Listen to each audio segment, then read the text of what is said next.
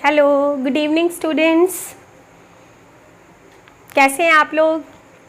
चलिए, आज देखिए मनोविज्ञान में हमने जो पिछला वीडियो आपको डाला था वो आपका वंशानुक्रम और वातावरण यानी हेरिडिटी और एनवायरनमेंट पे मैंने बनाया था।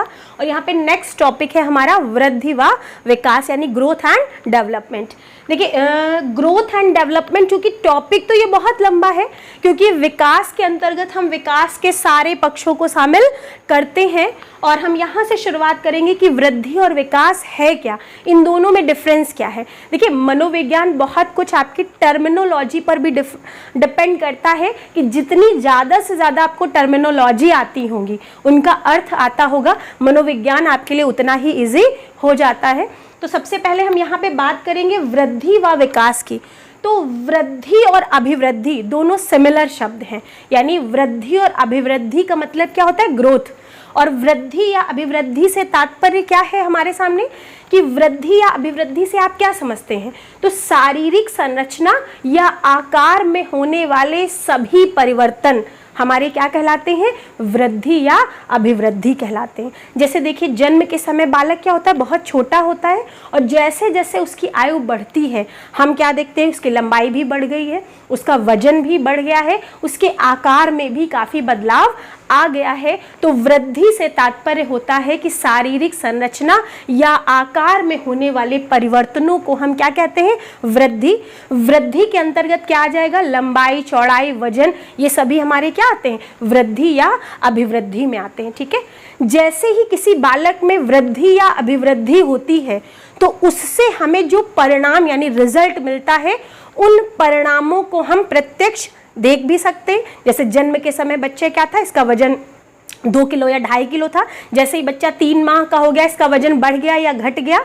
तो वृद्धि या अभिवृद्धि में जो भी हमें परिणाम मिलते हैं उन्हें हम प्रत्यक्ष देख भी सकते हैं, उन्हें हम माप भी सकते हैं, और दूसरे बच्चों के साथ उसकी तुलना भी की जा सकती है कि इस पर्टिकुलर बच्चे की ग्रोथ कैसी है और इस पर्टिकुलर बच्चे की ग्रोथ कैसी है। क्लियर हो गया? तो कई बार ऐसे क्वेश्चन भी आपसे पूछा जाता है कि वृद्धि या अभिवृद्धि के संबंध में कौन सा कथन सत्य नहीं है। तो वृद्धि या अभिवृद्धि से तात्पर्य शारीरिक संरचना या आकार में होने वाले परिवर्तनों से है।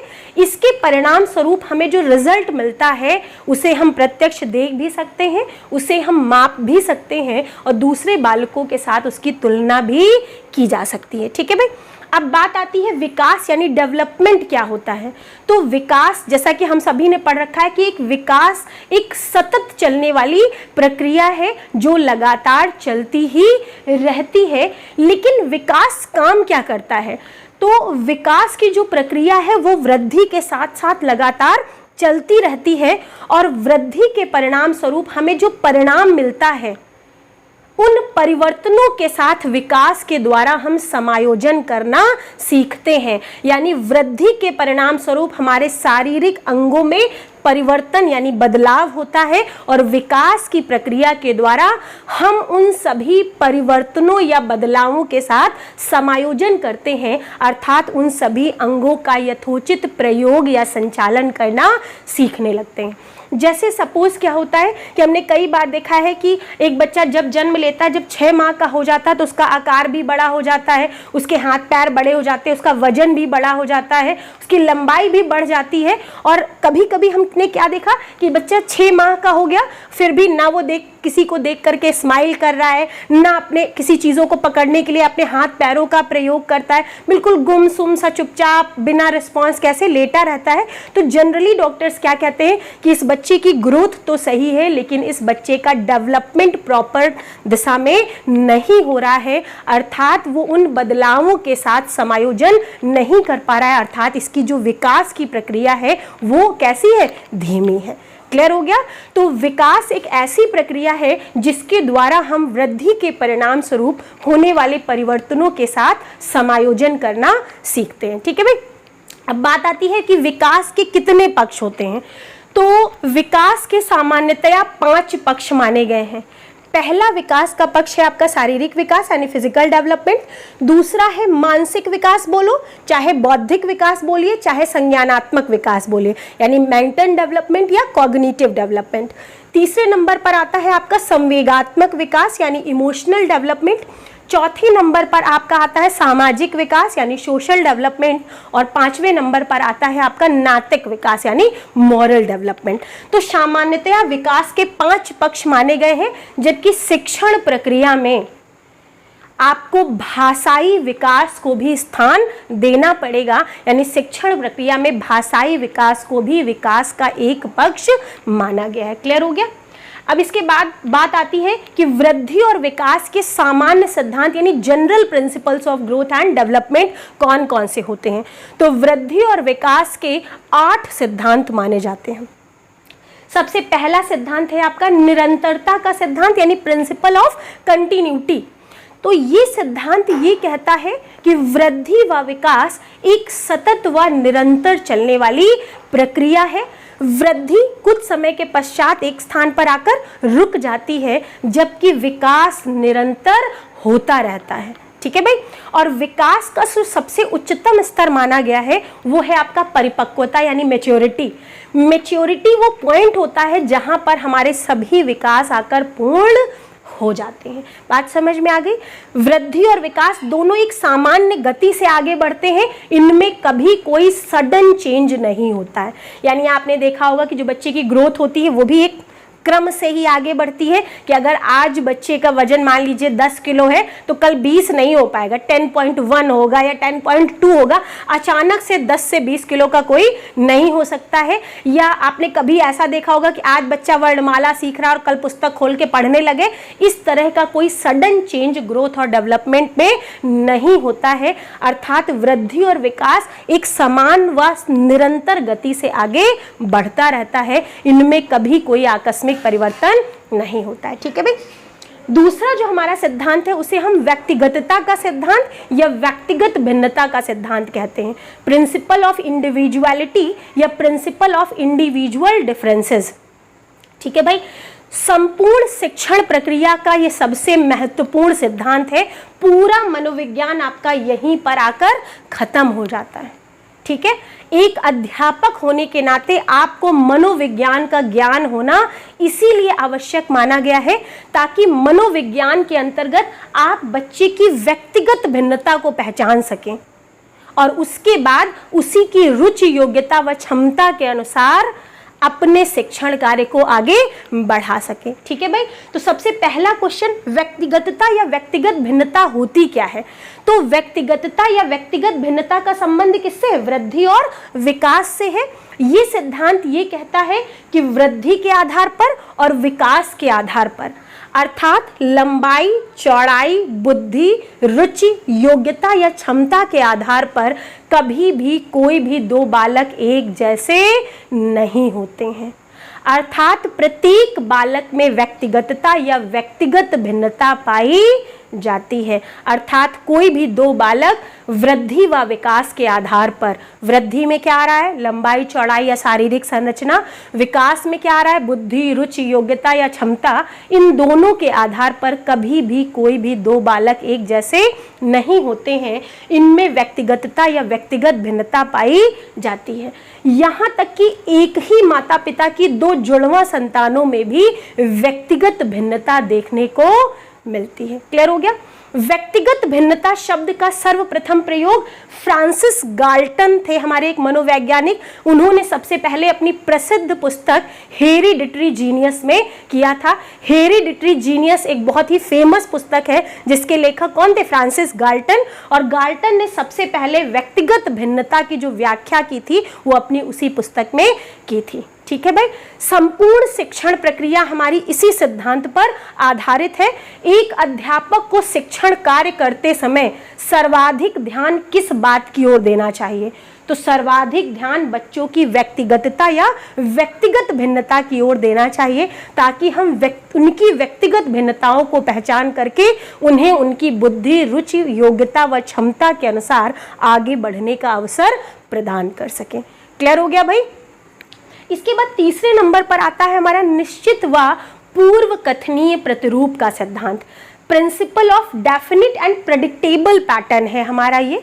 तो ये सिद्धांत ये कहता है कि संसार में जितनी भी प्रजातियां पाई जाती हैं, चाहे वो मानव की हो, चाहे पशुओं की हो, चाहे पक्षियों की हो, तो संसार में जितनी भी प्रजातियां पाई जाती हैं उन सभी का वृद्धि और विकास पहले से ही निर्धारित सिद्धांतों व मान्यताओं के आधार पर ही होता है। यानी सबका जो ग्रोथ और डेवलपमेंट होता है वो पूर्व निर्धारित सिद्धांतों या मान्यताओं के आधार पर ही होता है। इसी क्रम में कुछ मनोवैज्ञानिकों का ऐसा मानना था कि जो मानव का विकास होता है वो आपका मस्तकोधमुखी एक विकास है, आपका मस्तकोधमुखी, या इसको सिरस्थ विकास, सिरस्थ विकास, इंग्लिश में इसको सेफेलोकॉडल डेवलपमेंट कहते हैं।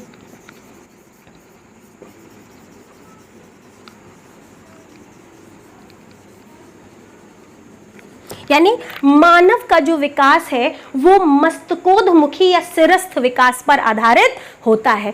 इसका मतलब क्या होता है कि जो विकास की प्रक्रिया है वो सिर से प्रारंभ होकर कहाँ तक होती है, पैरों तक होती है। यानी हमारा जो ये वाला सिद्धांत है निश्चित तथा पूर्व कथनीय प्रतिरूप का सिद्धांत, इसके अंतर्गत कुछ मनोवैज्ञानिकों का ऐसा मानना था कि मानव का विकास मस्तकोधमुखी या सिरस्थ विकास पर आधारित होता है, अर्थात विकास की प्रक्रिया सिर से प्रारंभ होकर कहाँ तक होती है, पैरों तक होती है। और होता भी है ये बेटा, जब कोई बच्चा जन्म लेता है उसकी गर्दन बिल्कुल फ्लेक्सिबल होती है और जैसे ही वो 2-2.5 महीने का होता है उसकी गर्दन में बैलेंस आ जाता है, वो अपनी गर्दन को बैलेंस करना सीख जाता है।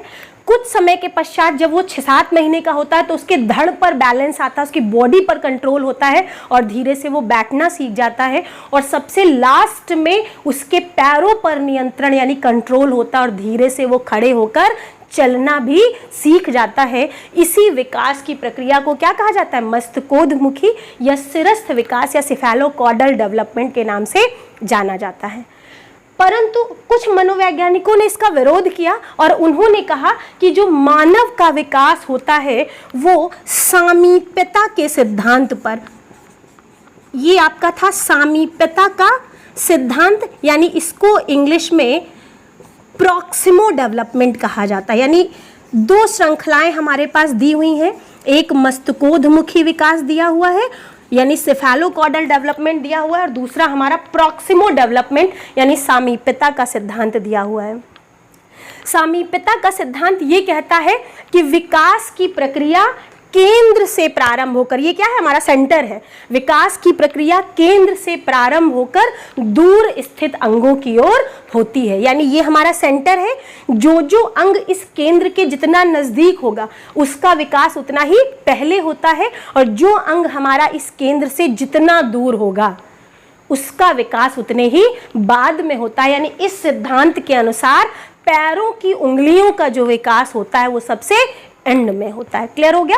तो कई बार आपका सीटेट में क्वेश्चन रहा है, तो केवल 2 चीजें आपको माइंड में रखनी है। मस्तकोधमुखी विकास ये कहता है कि विकास की प्रक्रिया सिर से प्रारंभ होकर पैरों तक होती है, जबकि प्रॉक्सिमो डेवलपमेंट हमारा ये कहता है कि विकास की प्रक्रिया केंद्र से बाहरी अंगों की ओर होती है या केंद्र से दूर स्थित अंगों की ओर होती है। ठीक है भाई? इसके बाद क्या है, समान प्रतिमान का सिद्धांत, प्रिंसिपल ऑफ इक्वल मॉडल्स। ये सिद्धांत ये कहता है कि संसार में जितनी भी प्रजातियां हैं वो अपने ही समान प्रजाति को जन्म देती हैं। यानी एक बार ऐसे भी क्वेश्चन एग्जाम में रहा था कि समान समान को ही जन्म देता है, यानी पशु की संतान पशु होगी, पक्षियों की संतान पक्षी होगी, मानव की संतान मानव होगी। ये किस सिद्धांत के अंतर्गत आता है, समान प्रतिमान के सिद्धांत के अंतर्गत आता है।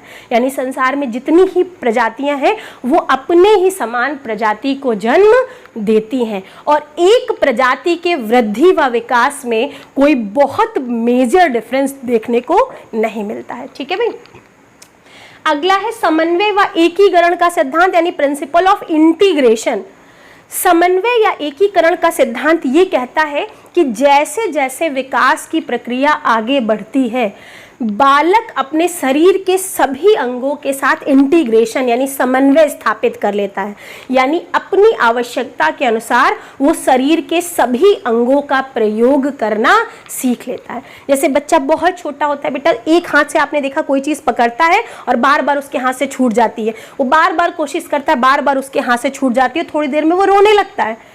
लेकिन जैसे जैसे बच्चा बड़ा होता जाता है तो पहले वो एक हाथ से चीज़ उठाएगा और अगर वो सामान नहीं उठता है तो वो अपने दोनों हाथों से उसको उठाने का प्रयास करने लगता है, यानी वो अपनी आवश्यकता के अनुसार अपने शरीर के समस्त अंगों का प्रयोग करने लगता है। ठीक है भाई। इसके बाद है हमारा वंशानुक्रम व वातावरण की अंतःक्रिया का सिद्धांत, principle of interaction between heredity and environment, यानी जो हमारा वृद्धि और विकास है वो वंशानुक्रम और वातावरण इन दोनों के इक्वल इंटरैक्शन पर यानी समान अंतःक्रिया पर निर्भर करता है, यानी समान तालमेल पर निर्भर करता है। केवल अच्छे वंशानुक्रम से या केवल अच्छे वातावरण से किसी भी बालक का विकास संभव नहीं होता है, क्योंकि वंशानुक्रम से हमें आगे बढ़ने के लिए गुण व योग्यताएं मिलती हैं, जबकि विकास उन्हीं जन्मजात गुणों को विकसित करने का कार्य करता है। तो अगर किसी बालक का वृद्धि और विकास हमें उच्चतम चाहिए तो ऐसे में वंशानुक्रम और वातावरण इन दोनों का समान रूप से प्रभावी होना बहुत आवश्यक है। केवल अच्छे वंशानुक्रम से या केवल अच्छे वातावरण से किसी भी बालक का उच्चतम विकास संभव नहीं होता है। ठीक है भाई। नेक्स्ट हमारा है परिमार्जितता का सिद्धांत, प्रिंसिपल ऑफ मॉडिफिकेशन। मॉडिफिकेशन का मतलब होता है सुधार करना या मॉडिफाई करना।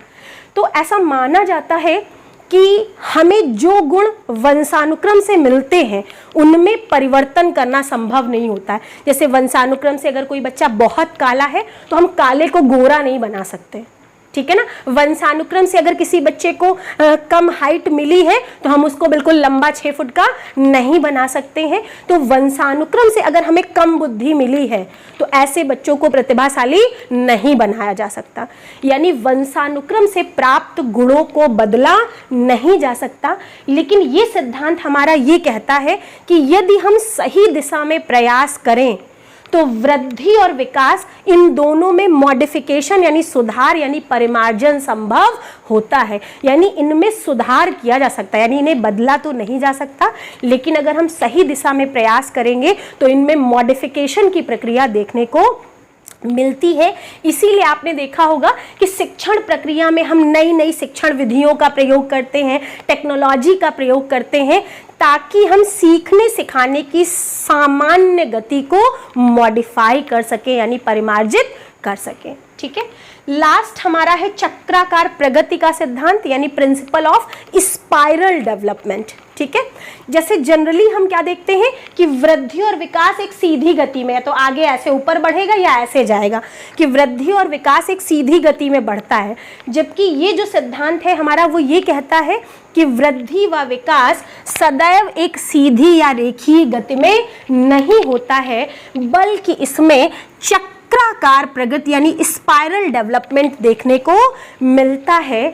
अर्थात वृद्धि और विकास एक समय तक तो आगे बढ़ता है और कुछ समय के पश्चात इसमें पुनः चक्राकार प्रगति यानी बच्चा पहले जो कुछ भी सीख चुका है उस सीखे गए ज्ञान या उसमें होने वाले विकासों के साथ पहले वो समायोजन करता है, और जब ये समायोजन की प्रक्रिया पूरी हो जाती है तो फिर उसमें वृद्धि व विकास की गति आगे बढ़ती है। यानी चक्राकार प्रगति का सिद्धांत ये कहता है कि वृद्धि व विकास सदैव एक सीधी या रेखीय गति से आगे नहीं बढ़ता है, बल्कि इसमें चक्राकार प्रगति यानी स्पाइरल डेवलपमेंट देखने को मिलता है, यानी आगे बढ़ने के साथ साथ उसमें समायोजन की प्रक्रिया भी देखने को मिलती है।